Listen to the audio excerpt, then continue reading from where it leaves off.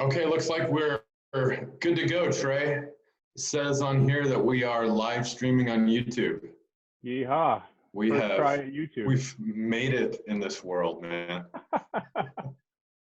Yeah, us and Okay. people play video games on live stream. Maybe we should just do that for the next one. It's just Yeah, right. Call of Duty each other.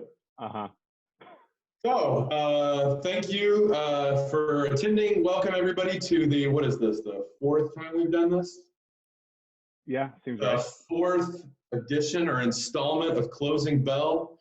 Like we've kind of done every time, we're just trying to get together and talk through kind of the craziness of the world right now and how we think about these things as economists, specifically focusing on agriculture, food industry, and heavily with an emphasis on Michigan. So if you have questions about those topics or kind of related topics as we're talking, if you will put those into the Q&A feed, those will come straight to Trey and I, and we will be able to answer your question live. If you are watching this thing on the YouTube or the college website, you can also ask questions by logging into that Zoom link, which I hope is posted on that YouTube, and then we can get those through the Q&A.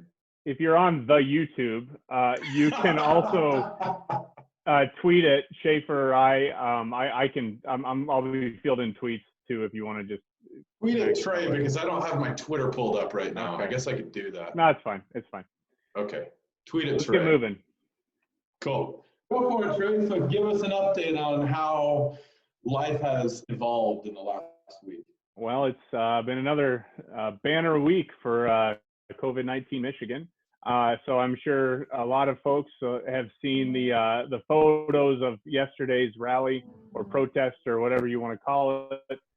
There were some rather shocking views of folks with weapons.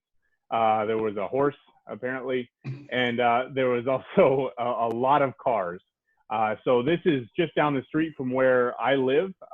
It didn't necessarily bleed over into my neighborhood, but you could hear the honking from my front steps. And so Really? this was very much kind of right here and right now. And I was getting calls and Facebook messages and texts from my buddies in England. So it was an international thing going on. Yeah. So it's, I mean, you know, I think we both kind of wondered if we should talk about it, but this is the here and now and in our backyard and in the last 24 hours. So I think it's important to at least acknowledge it. On the ag side of things, we've seen kind of an update on prices. Wheat still remaining fairly stable. If you'll notice, the S&P has kind of rebounded a little bit since kind of that crash in mid-March. Corn and soybeans are still kind of that downward trend in terms of percent changes in the stock market. But all in all, you know, there hasn't been a really dramatic shift in the way these markets are responding in the last week. Back to a story that we've been following for 4 weeks now is egg prices. So as you've seen, egg prices skyrocketed at the grocery store in the middle of March. Over the end of March and towards April, we've seen this kind of dramatic drop in prices of wholesale prices of eggs that is starting to come back, at least in the national category, to being fairly consistent with what we had for egg prices in 2019. Now, why that is, you know, you could probably, it's an empirical question that's worth exploring, but let me ask you a question about the Trey. So these are wholesale, like you just said, I haven't checked, so maybe this is just a question in the dark, but do you know anything about how the retail prices have responded? Out of curiosity. Haven't seen much out of the retail prices, but I would imagine this tracks fairly well. I think I know the USDA has implemented a handful of kind of not deregulations, but they've flexed some of the regulations to allow for some of the restaurant supply of eggs to shift from shell egg sales on the restaurant and institutional purchaser side towards the grocery store. Specifically on relaxing regulations. Yeah, so that's what I was just wondering is if we could, if you had any information about the margin there between retail and wholesale. We're still in kind of interesting territory because it's not unlikely that you're going to see in grocery stores some restaurant packaging of eggs that are being sold. I think I've seen a few photographs that are floating around in the Twitter sphere of that happening already with certain food products across the food supply chain in the United States. But the big point here is that eggs are kind of coming back to normal, at least in the way that prices are responding. Wholesale prices, yeah. Wholesale egg prices are coming back. I'm interested to see what retail have done. I hope it's the same story. I can't confirm. Yeah, there's a paper there. That's right. That's a paper. Well, you saw that they relaxed these regulations on a whole bunch of other products too, right? Just this last week, the same labeling requirements for a whole bunch of stuff. So. Yeah, and I think we're going to see more and more of a push for that. On the beer side, the Brewers Association has been lobbying the federal government to kind of relax some of the best buy dates on beer products, because if you think about it, all of the beer demand for March Madness, St. Patrick's Day, et cetera, just evaporated. So obviously you had, production facilities that were already set up to handle the drinking capacity of that period of time that, aren't selling or moving the product that they would have expected. Hold on, just for my own clarification. When you say they're relaxing the best buy stuff, you're saying people can sell this stuff beyond the best buy date, or they don't have to put a best buy date on there? It's probably a little bit of both. I'm not sure exactly what the solution would be. No, I'm curious what you're saying there is no proposed regulation. It's just one of those two alternatives. Yeah, right now it's just allowing brewers to keep beer on hand it's still fresh. It's still great beer. It's just that, you don't have those FDA guidelines that are in place on the sell by or best by dates that are influencing sales. I can imagine that the consumer response would be really different between those two scenarios, where if I'm selling stuff that still has a best buy date on there, I'm going to be a lot less hesitant to buy that than if that best buy date is removed. Fair. Yeah. Well, and yeah, interesting to see how it plays out. Yeah, I don't think anything's been really decided on that yet. So, okay. So another bummer slide is unemployment claims. So again, last week, so the week ending April 11th, we saw, another 220,000 people in Michigan that filed for unemployment. In the United States, initial claims were still over 5 million claims in the U.S. It's I don't know if there's really a good way to spin this one in a positive light. This is really bad, but at least the rate of change is shrinking. So at least we're seeing a decrease in the increase of jobless claims. I do think though, so Trey, it's something I mentioned last time. It's important, and I think you've talked about it too. It's important not to compare these jobless claims with claims of the recent or far past, right? Right. Because of the way that these numbers are calculated, the protections in place for the people that are filing these claims. The headline, Trey and I talked about this, the headline to one of these where he pulled it is Great Depression level of unemployment. And I just feel like that's such an inaccurate representation of where we are, in the sense that, and maybe you can talk more about this, what it takes to file and then what those safety nets are. You're exactly right. This is not the early 20th century in terms of all of the safety programs that we have. If you think about where did farm policy come from in the United States? A lot of it came from responses in the Great Depression and the New Deal. So when we were kicking off the Great Depression, literally none of that stuff existed.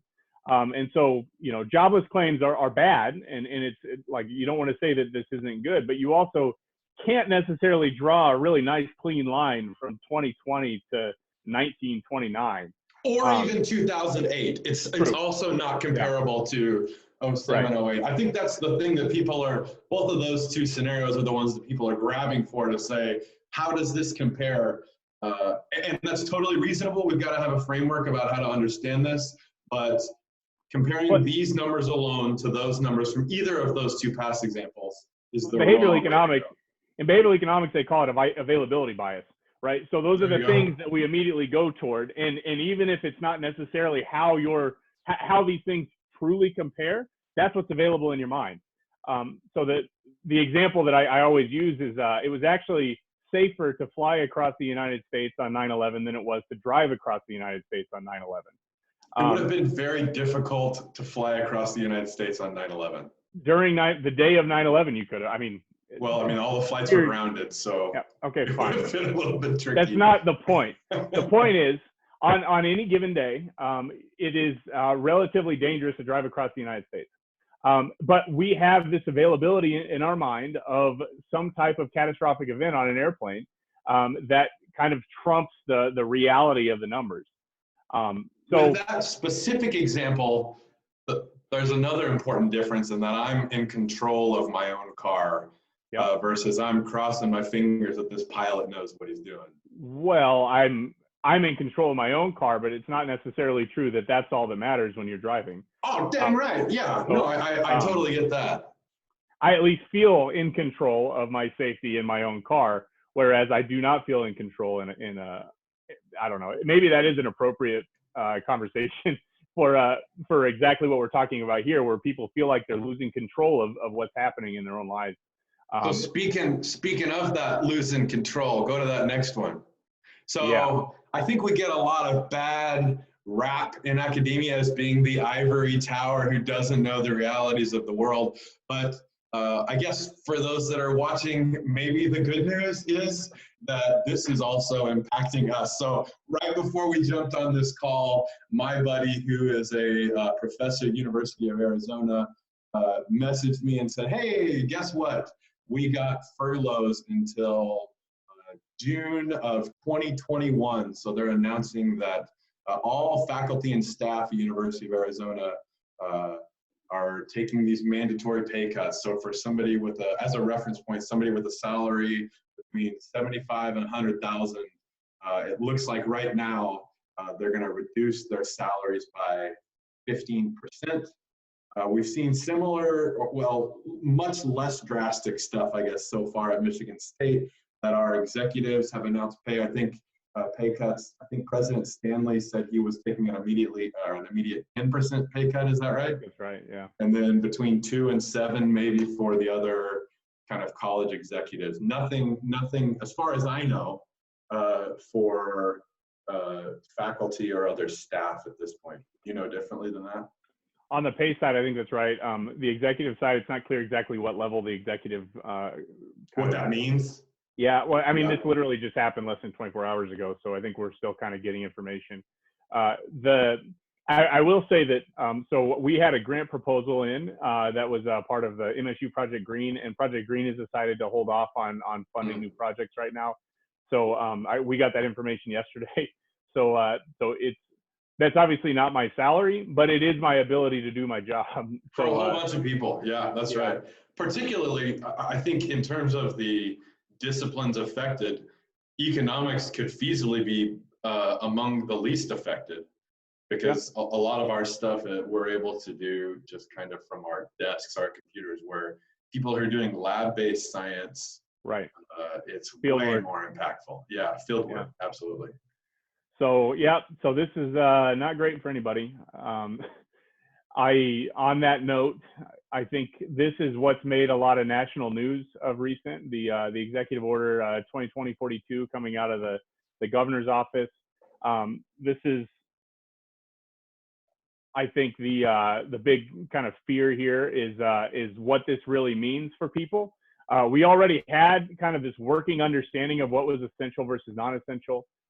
It's not clear where exactly the line is for everybody, and I think that's creating a lot of frustration in certain folks. I do think, just before we go there, I do think that the new executive order does provide a lot more clarity and a lot more strictness on that point in terms of shifting that line. If we're thinking about the line that you just drew, towards things being non-essential rather than essential. So there has been kind of a increase in the stringency of these regulations, which is what brought about, I think, pretty unarguably, a lot of those protests that we saw.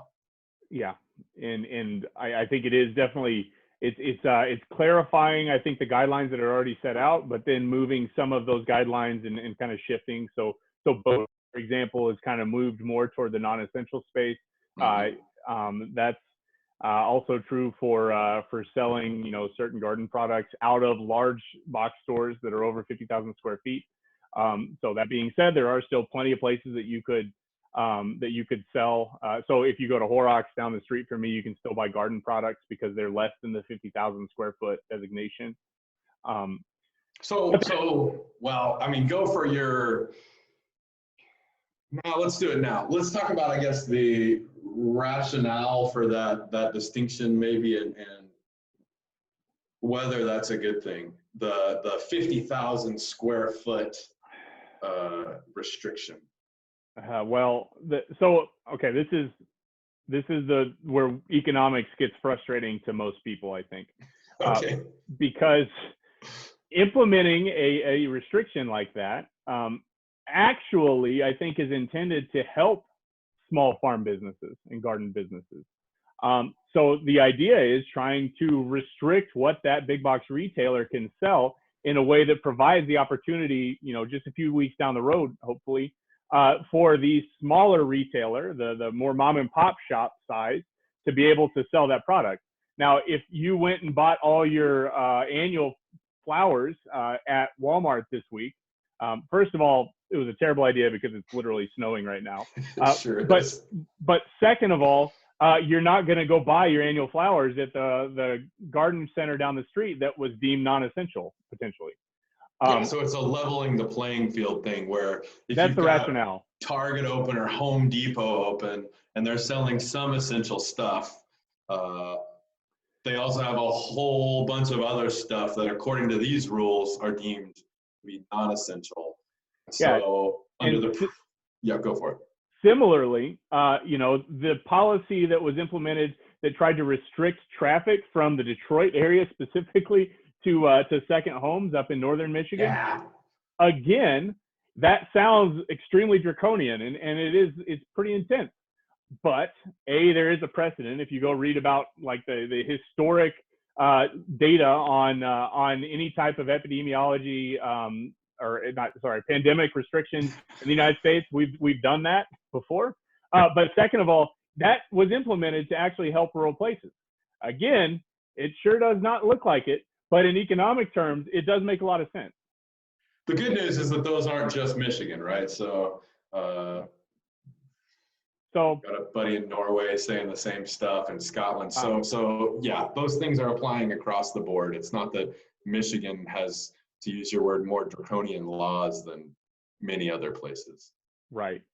So, you know, but it does create, to this day, some gray areas. So here's one that Schaefer and I were talking about this morning because I don't know if anybody's seen that tweet. It's making the social media rounds and it'll be on the news and everything. But if your wedding plans are crushed like mine, so Bush is opening up the opportunity for you to post a photo of yourself and kind of explain how you're planning to celebrate, even though you aren't necessarily able to drink the Bush latte. So with that, I will open my second Bush Light. What we were talking about is I made the argument that this is a very innovative way to advertise and promote in kind of a terrible moment in history. So I thought we should just talk about how interesting this was. And then the lawyer in the room changed the story altogether. Well, no, that's not true. But I did say that the story is much more complicated in that the Executive Order 2020-42 says, let me just read it here. Stores of more than 50,000 square feet by April 13, 2020 have to refrain from advertising or promoting goods that are not groceries, medical supplies, or items that are necessary to maintain safety or essential infrastructure. So potentially, Again, this is totally not clear. There have been no legal rulings on this as of yet, but this could potentially be in violation of that executive order. Yeah, which is crazy, but also there's the executive order right there. So, you know, as a small business is trying to figure out how to market in this space, you know, there are a bunch of question marks as to what you can and can't do. You know, and it's probably important to kind of seek out a little bit of guidance before you kind of step into promoting right now. Well, even on social media. Hold on though. You just said small businesses. Small businesses, but this specific regulation applies only to stores of more than 50,000 square feet. Right. So, which is also a weird distinction. The fact that it depends on the amount of land that the store covers rather than some other metric of large versus small. Yeah, it's an interesting line to draw. I get that you need to draw a line, but it is like, why not 60,000? Well, maybe square footage is a weird measure of what we should be. Why not total revenue? Yeah. Yeah, or something different than square footage. I guess who would that bias this law towards, the square footage? I guess places like Home Depot, the warehouse type places. Yep. Rather than and I think stores. that it's very clear that that was what this executive order was targeted toward. Was the big box stores like Home Depot, Walmart, Meijer, etc. And you know, there is again some rationale that you don't want people just wandering around in a Walmart. You know, that's when I was bored when I was 18 or 17 years old and we had nothing to do. We'd go to a movie theater, get kicked out of the movie theater, and then go wander around Walmart for 2 hours. So you don't want people doing that right now. So I mean, there is rationale to why this executive order was passed out the way that it was. It's just hard identifying how to draw those lines or where those lines should be drawn. Ooh, so good job. It's almost like you did that on purpose, Trey. Almost like we planned it. So how do you want to do this? Do you want to explain the dorky economics graph? Not really. You can do it. Okay. Well, okay, but I'll set the stage. So Schaefer and I have been going back and forth like crazy on this, and we're working on a paper about this kind of essential versus non-essential distinction and how drawing lines is not a perfect science, but often is an art form. So what economists a lot of times do is we draw really awkward figures or do really awkward math to make simple points. So that's what we're working on here. And so I figured we could maybe talk through at least our rationale for weighing the costs and benefits of these social policies. So jump in, Schaefer. Yeah. So, but if I get too dorkily economic-y, I need you to throw a shoe at me from the other side of town. Okay. Yeah. Sure. Okay. So, but the idea is the spread of infectious disease comes with this big cost. The fact that whether I know I have the disease or not, most of the time I don't know that I have it if I'm asymptomatic. And so I'm going to be living my life in a way that is best for me. I'm going to be doing what's best for me and my family. But that comes with some risk to other people. And so we're having to restrict that movement, that economic activity as a way to promote public health, right? So in this, on the panel A here, we've got the pretty story, which is the question of, okay, how do we think about this essential versus non-essential? What amount of restrictiveness or disease control do we want? And so we've got a curve going like this, which is the benefits of those restrictions. So why is the curve like that? Yeah, exactly. So you can think if we reduce interactions between people a little bit, that has a huge impact, a huge marginal impact, right? Where if we've got people all locked down in their houses, still we're getting an increase in benefit, but that's even smaller. If instead we decide, let's just dig holes in the ground and make everybody sit in holes in the ground, that marginal impact in terms of disease spread is going to be much, much, much smaller. So there's an extent to where those benefits, no matter how much more restrictive we get, we're not going to get much more public health benefits. At the same time, the more and more restrictive we get, the bigger those economic costs. So the more businesses I define as non-essential, that economic cost, the unemployment costs go up, the macroeconomic costs go up. So we've got this upward sloping economic cost curve. So when we're thinking about the level of restrictiveness we want to do from an dorky economicsy perspective, we want to do that where the marginal value of one more restriction is exactly equal to the marginal cost of that restriction. Yeah, and that's a nice, clean economic story. So that's that's a world where everything makes perfect sense. You can do whatever you want from a public policy perspective, and the rules of the game are very clear. And so I should point out that we just got a comment from Felicia Wu, who we had on, was it last week? And she said she, like you, questions the shape of this public health benefit curve. Yeah. She says maybe it's more S-shaped. So it starts out sort of like the economic costs, and then it kind of curves up over time. And so essentially, whether it's this shape or the S shape, there is this plateau after some amount of disease restrictiveness. So it's the finding that trade-off between the one more restriction versus the one more economic cost. Yeah. So yeah, I mean, it's an interesting point that, public health benefits aren't necessarily as clean enough to be. And in figure B, the world gets far more messy. Why is that? Because you're adding in these institutional norms that already exist. Okay, so institutions matter. Institutions are defined kind of broadly as the rules of the game, is kind of how Douglas North would have defined them, who won a Nobel Prize for his work on institutions. And so that can mean formal rules. So what is the current public policies? We've had this conversation for months now about what the president can do versus what the governors can do, what they are legally allowed to do by the legal or the formal rules of the game.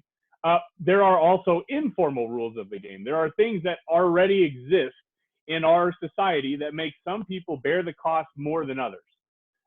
And part of that might be access to healthcare. So there are places who have historically not had as much access to healthcare. And because their access to public health options or alternatives is already restricted, they are likely to bear a higher social cost. Being an essential worker means that you're likely to bear a different cost than if you're a non-essential worker. What do you guys think? I just want to point out one thing here. My favorite part of this way too complicated curve is the fact where the public health benefit goes all wonky and goes way down, right? It goes negative. And that's the idea that as these control measures become more and more and more restrictive, there exists some point probably where people are going to say, screw you, I'm not complying with that anymore. And so potentially they could all get their guns out and go storm the Capitol in large herds of people.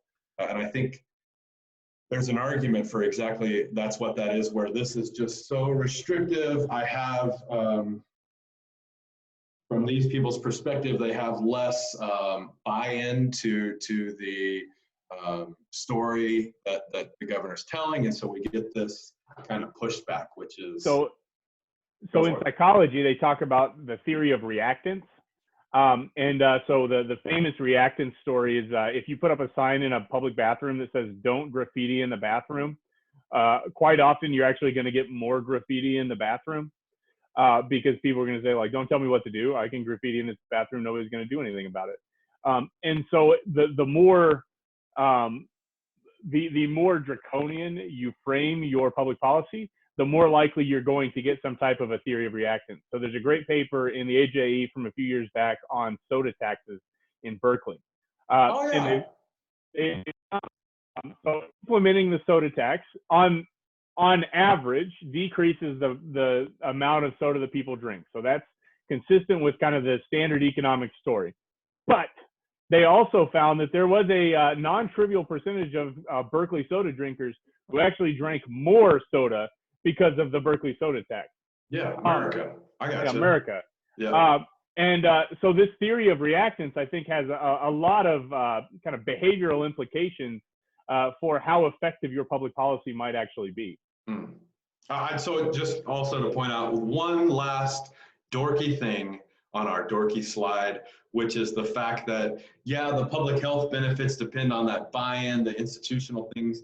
Equally, the economic costs depend on the institutional things, where we're seeing when we've got this inflexible supply chain for food, we saw those rapid spikes in the egg prices, prices of many other goods at the retail level. For some, we also saw a tanking of like pork prices.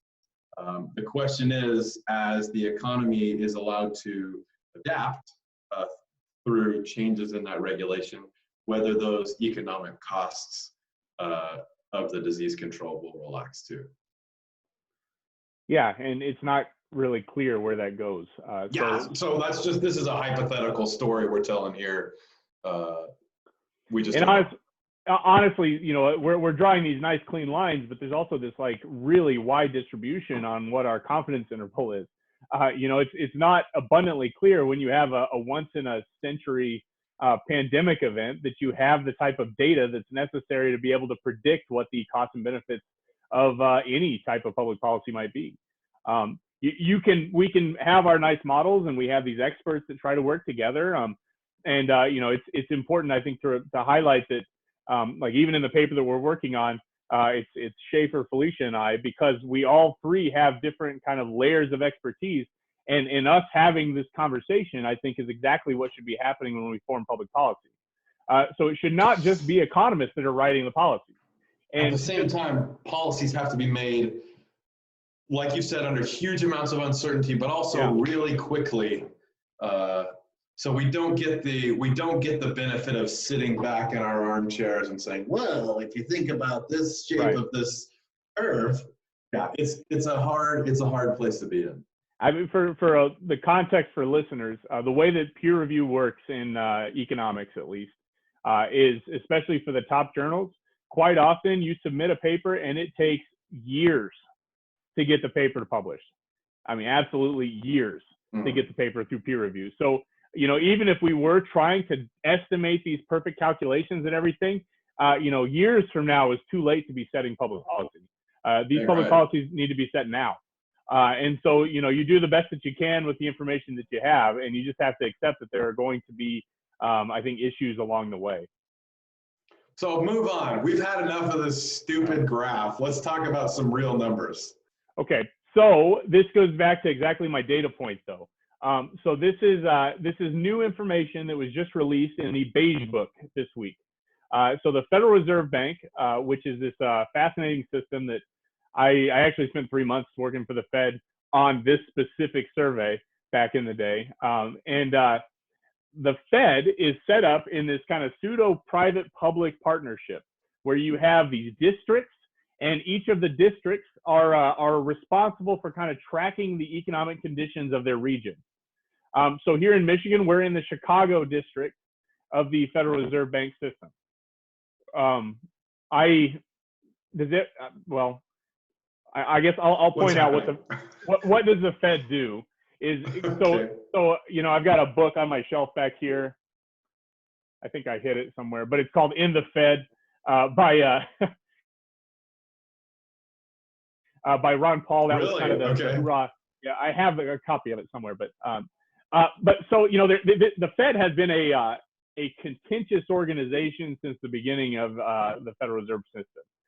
So, you know, don't give us the history. Don't go to Andrew Jackson.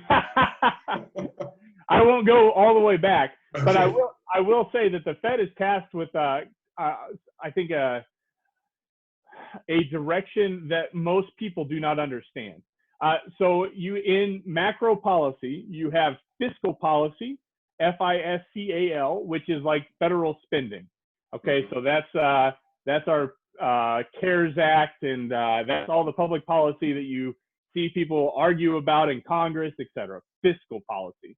Okay, the Fed handles monetary policy. Okay, and so monetary, the root word of that is money. So what is the amount of money that is in the economy? That's the Fed's part of the Fed's mandate. Now the other part of the Fed's mandate, they have what's called a dual mandate, is stable money and employment is the other part. Okay, so right now, we just showed you the unemployment numbers. Stable employment is a really big question mark in the U.S. economy right now, which is why we've seen so many unprecedented moves from the Federal Reserve System to try to pump dollars in using the traditional macro tools, you know, some of which look a lot like what happened in 2008, but bigger, and in some effort to try to handle this dual mandate.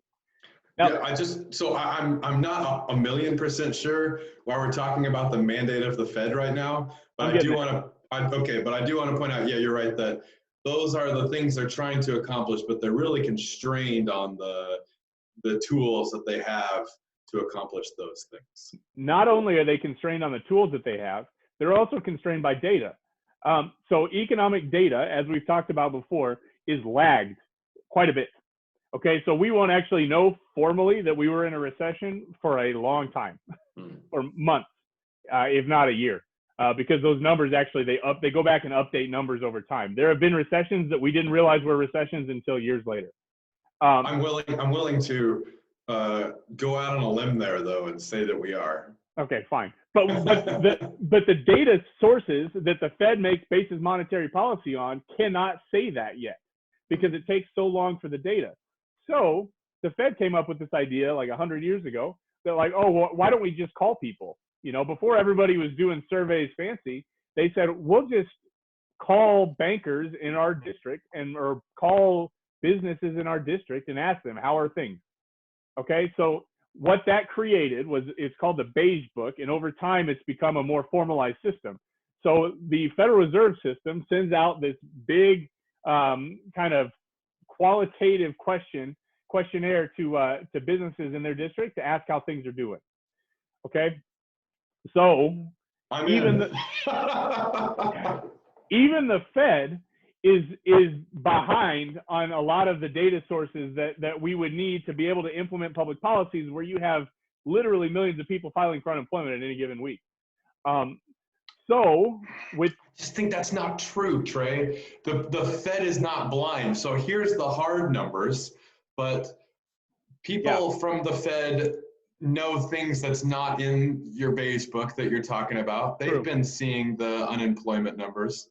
But you can go ahead and talk about the numbers that you're arriving at. But we're not making policies blindly based on blind faith. No, we're not. But we are making policies based on limited data. Incomplete information, always. I agree. Yeah. And so in this federal Beige Book, what you're starting to pick up are the things that you would immediately expect. So, you know, economic activity declined in Chicago district. I mean, the intensity of the decline varied significantly by industry. Yep, duh. Now, when you start getting into prices, that's where things start to come a little bit more questionable in terms of what we're actually seeing in the world. So last week, we talked about the CPI, and we talked about how, you know, the CPI is this measure of inflation over time. The Fed is also trying to track what's happening to prices, because those prices can give you some information about what inflation is doing. And it's not clear that we're stepping into an inflationary space right now, at least according to the data from the Fed's Beige Book. Dude, you froze for me. I don't know if you froze for everybody else, but I didn't hear a word you just said for the last 10 seconds. Can you say it again? Yeah, I'm saying that just like with the CPI, we're not seeing an explosion in prices in the Fed's Beige Book. So the fear of inflation, at least according to this kind of limited data, the publicly available data, obviously the Fed has better data they just aren't talking about exactly, suggests that we are still not in an inflationary space yet. That prices are stable, if not decreasing slightly. Hold on. What is your claim here? Are you saying that things aren't as bad as they could be? Or are you saying the information that the Fed collects is imperfect at characterizing reality? Probably a little bit of both. That's not helpful. So the problem is, again, that the data is incomplete. And so we kind of have to try to parse through all of this information at once. And we have to come up with this incomplete data, how to go from like this messy world to this really cute figure, okay? And the Fed is not necessarily our figure. They're probably making a much more complicated figure. But they are also trying to model what's going on in the world. Now, one of the models the Fed has historically used, or macroeconomists have historically used, is something called the Phillips curve. And now there's a lot of debate as to whether or not the Phillips curve is real anymore. But the argument was that if you try to use monetary policy to do too much on employment by basically creating more money in the money supply, by lowering the overnight rates and setting these rates that would increase lending, what happens is you also increase inflation. And as of right now, the Beige Book says that we're not in that space yet. So there is still more space to do things for employment. That's my argument. Got it. Fair? I'm all in. All right. Maybe the Fed's not as interesting to everybody else. I worked there. I have a bag of shredded money from my time in the Fed. So it's a very near and dear place to me. Well, but Trey, okay, I'm in. I'm in for what you said. How about agriculture, since you and I are agricultural economists? Yeah. So what's happening in agriculture, and so this is data from March. This was released probably 10 days ago now or so. But this is from the Ag Economy Barometer at Purdue University, which is a survey they've been doing with producers across the United States to try to measure kind of expectations of current conditions and expectations in the economy. So this is from March. So obviously the April data, just like we're talking about, things are lagged. So we're not going to have the April data until May. Mm-hmm. But if you'll notice, the index value of current conditions and future expectations has fallen off a cliff if we're comparing from the beginning of 2020 to now for farming. Okay, that's what this figure says. I see the numbers go down. So the numbers go down, but also notice on the same figure that you have, a value of 126 and 111. Those current conditions are still technically higher than what the belief was according to the index value in 2016. Okay, can I ask you I want to ask you one question first. Yeah. Which is, what is future expectations? What is that a measure of? So this is a measure of how do you feel your farm business will do in the future, in the next, I think, 12 months is what 12 months, a year. Okay. Yeah. Okay. That actually gets exactly to this next slide. The next slide gives you farmland price expectations for 12 months ahead. So the red line on the right-hand side here is telling you how many people in the survey believe that there was that lower farmland prices were expected in the next 12 months. And so this is a percent. The red line is the percent of people who believe that farmland prices will decrease over the next 12 months. And if you'll notice again, so it sat at about 13% before COVID-19 really kind of took over the world, or at least took over the ag economy, to now we've seen a pretty big spike. But again, in 2016, that percent was higher than what it is now. Hold on, because that's not a fair reality characterization. Let me just ask first, did you make the timeline there, or is this the timeline that was reported on these figures? Timeline that was reported. I just pulled this right off their website. I just think there was a really important thing that happened in November 16 that farmers cared a lot about and everybody was really surprised about, which I think makes this not a very accurate timeline to be depicting on. Yeah, so maybe starting before November 2016 might not give you as much information. Exactly. Yeah. Yeah. So yeah, and that's fair. I mean, maybe there is kind of this political belief behind this question that depending on who is in office, changes expectations 12 months ahead of time for farmland prices. And that's I an think that's interesting so. empirical Just question.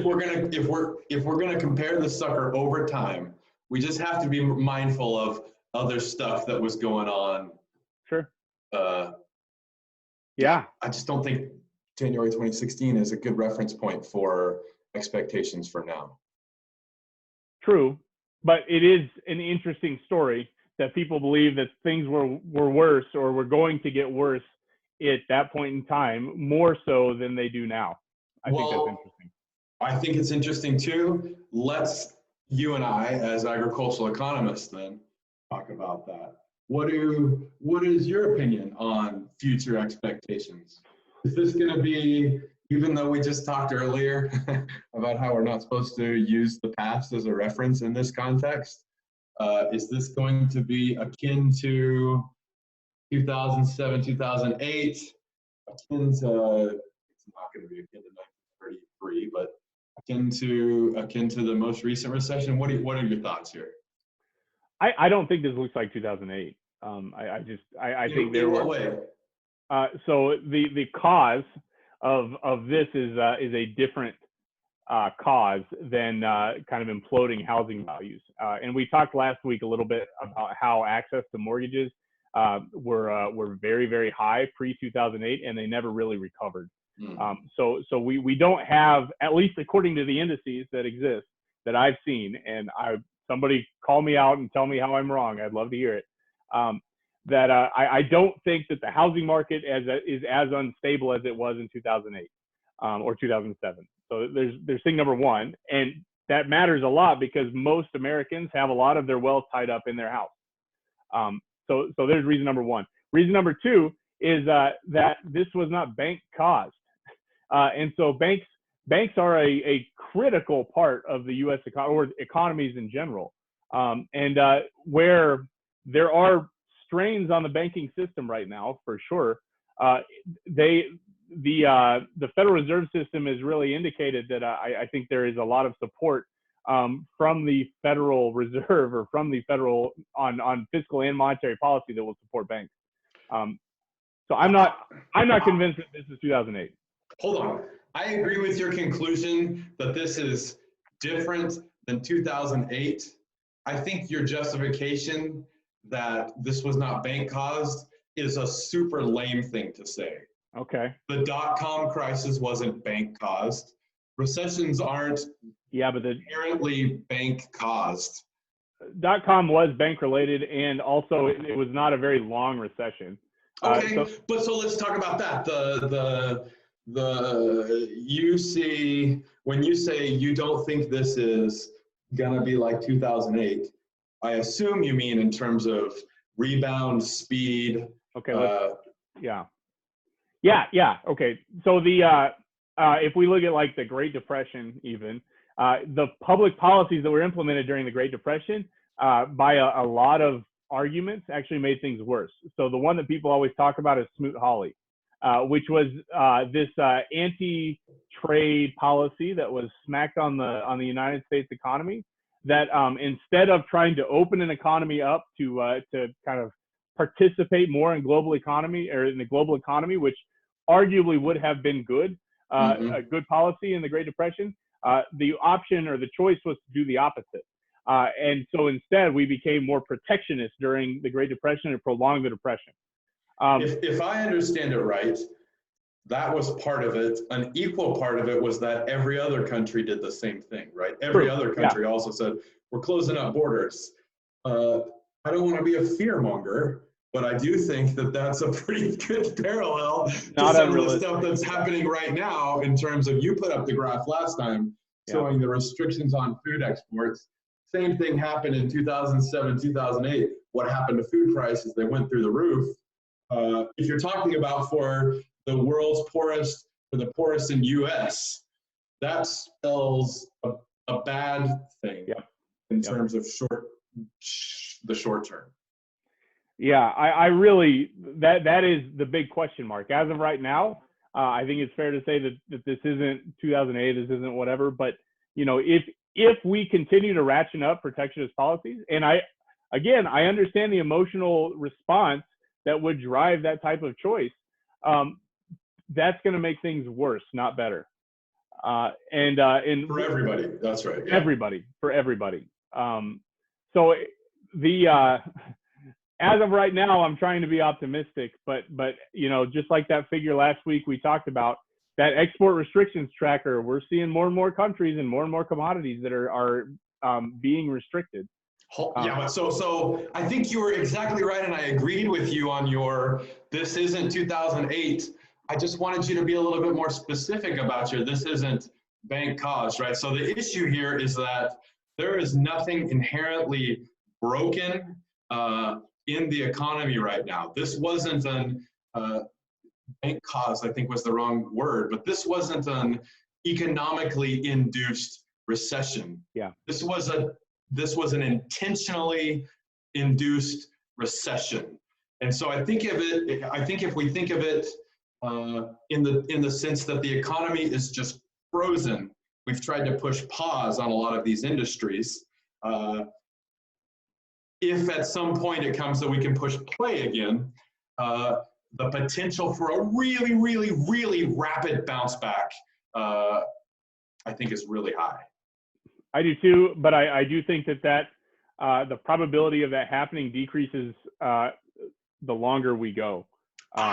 Okay, yes and no. So we've got to keep in mind in that argument the public health crisis, where you're right that if all of a sudden the disease disappeared immediately, you're right, we should open it back up, right? But we've got, from that pretty graph we put up a few pictures ago, we've got that trade-off between economic collapse and the public health disaster, which would also cause economic collapse, as an ever-present trade-off. Yeah, so I think you're right. I should walk back that statement a little bit and say that the solution in my mind is more of a test and trace program. So we just start testing like crazy, and really the number of tests that are implemented are the thing that we should be watching the most and be encouraging the most. The more rapid testing that we can get out there, the earlier I think certain parts of the economy can be reopened.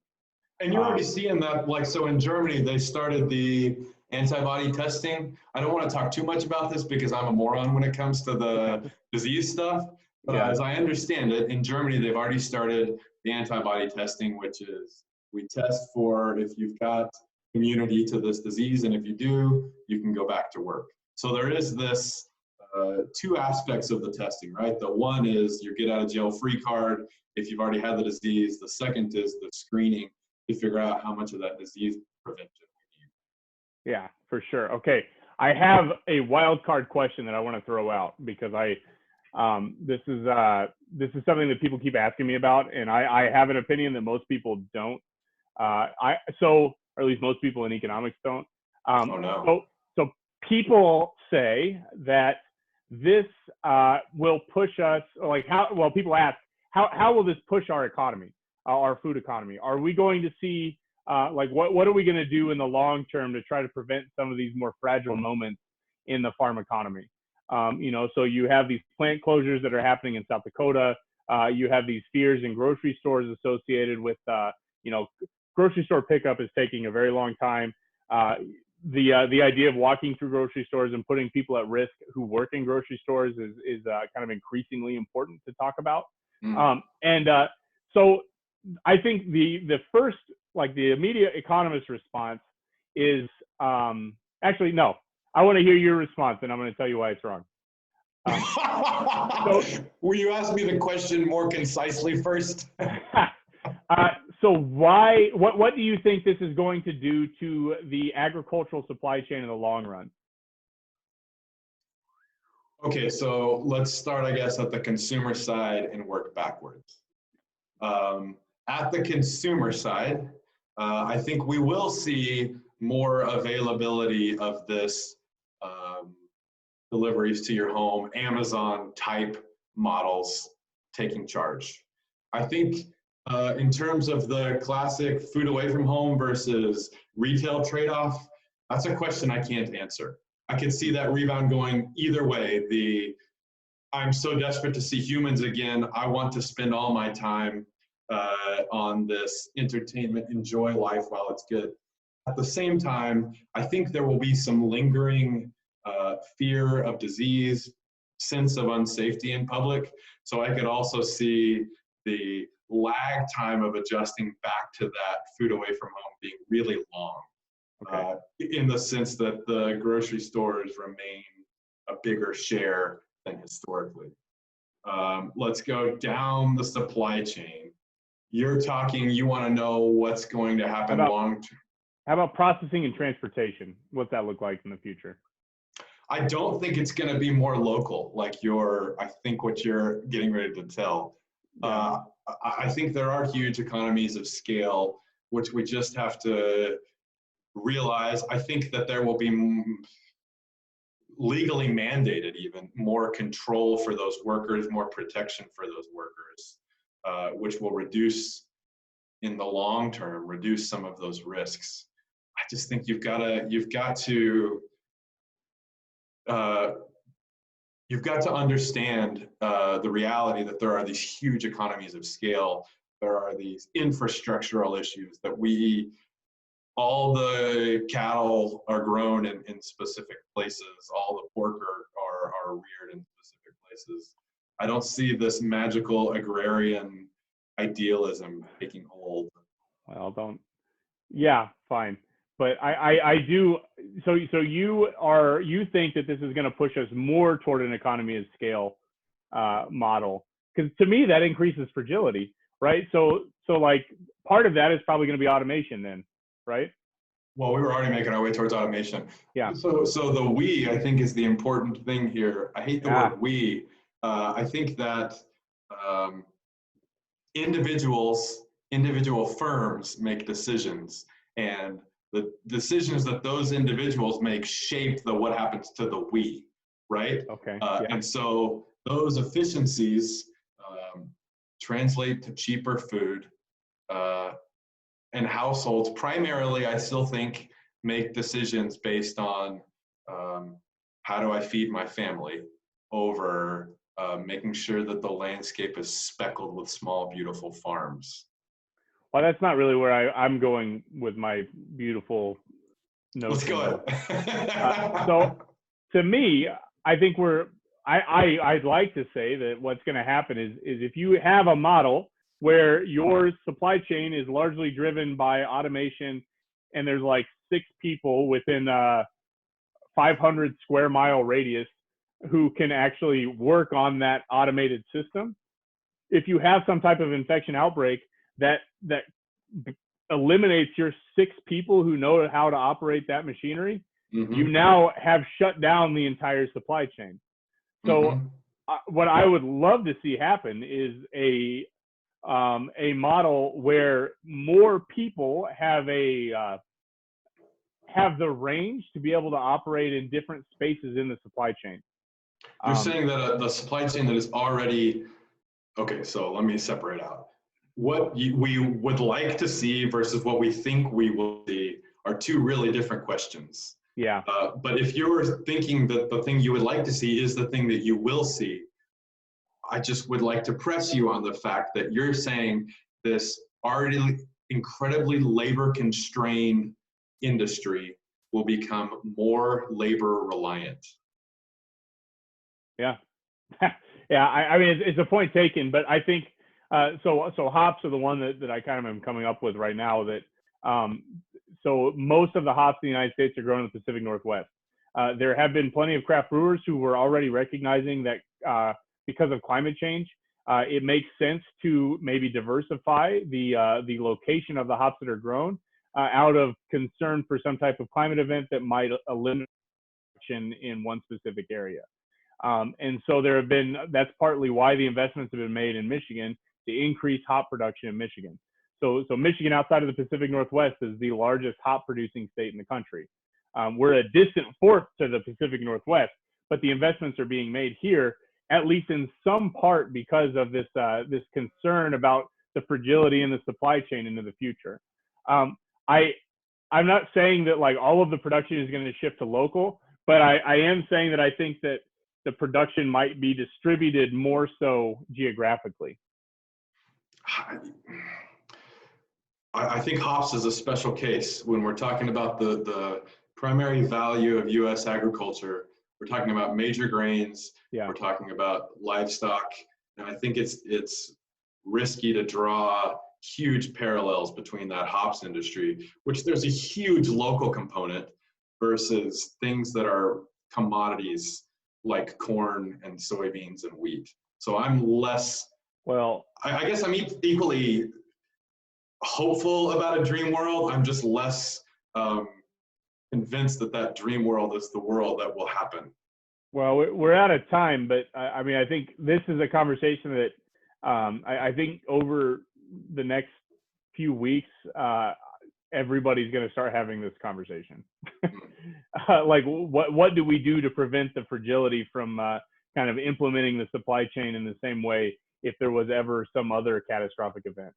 Well, so that we can talk about that next time, man. Absolutely. Cool. So thank y'all for listening. As always, if you have questions, please email us or tweet Trey, because I don't really use Twitter. Thanks very much for listening. Thanks, guys. Bye, guys.